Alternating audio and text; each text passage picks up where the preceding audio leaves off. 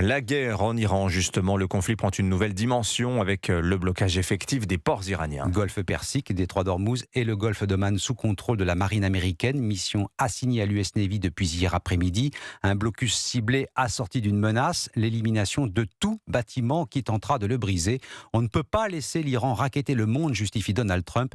Bras de fer engagé, mais son issue reste incertaine, William Molinier. C'est en tout cas le moyen qu'a identifié Donald Trump pour faire, selon lui, capituler l'Iran. L'asphyxie économique du pays, rien ne part, rien ne rentre par ce détroit où habituellement transite 20% du pétrole mondial.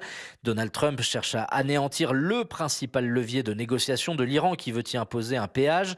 En fermant ce passage, le président américain entend à la fois assécher les recettes d'exportation de Téhéran, mais aussi empêcher le ravitaillement et les importations. Pari risqué d'abord d'un point de vue opérationnel. Comment la marine américaine s'y prendra-t-elle pour arraisonner un pétrolier qui forcerait le passage sans compromettre le cessez-le-feu en place jusqu'au 22 avril?